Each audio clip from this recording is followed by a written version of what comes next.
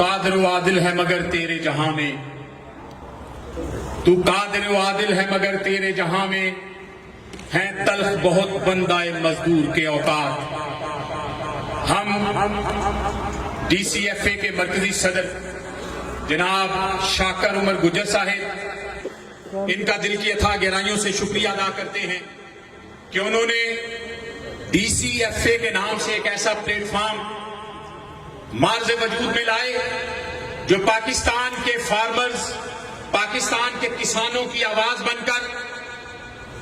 حکومتی ایوانوں میں ان کے حقوق کی تحفظ کی اور ان کے حقوق کی بحالی کی جدوجہد کر رہا ہے۔ میں پاکستان عوامی تحریک کے پلیٹ فارم سے اور اس کے کسان ونگ کی طرف سے ان کو، شاکر عمر گجر صاحب کو اور چودھری شہباز رسول وڑائچ صاحب کو اس بات کا یقین دلاتا ہوں کہ آپ کسانوں کے حقوق کے لیے، فارمرز کے حقوق کے لیے جس نوعیت کی بھی تحریک چلائیں گے جو آئین اور قانون کے دائرے کے اندر ہوگی، ہم انشاءاللہ ہر سطح پہ آپ کا ساتھ دیں گے۔ میں یہ سمجھتا ہوں کہ اس وقت ضرورت ہے اس امر کی کہ کسانوں کے اوپر، زراعت کے اوپر،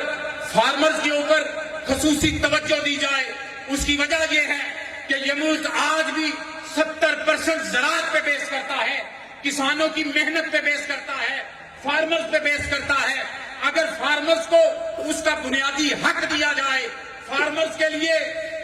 اور کسانوں کے لیے سہولیات مہیا کی جائیں، تو یقیناً جتنی پیداوار اب یہ کر رہے ہیں اس سے دگنا چگنا پیداوار یہ کر سکتے ہیں۔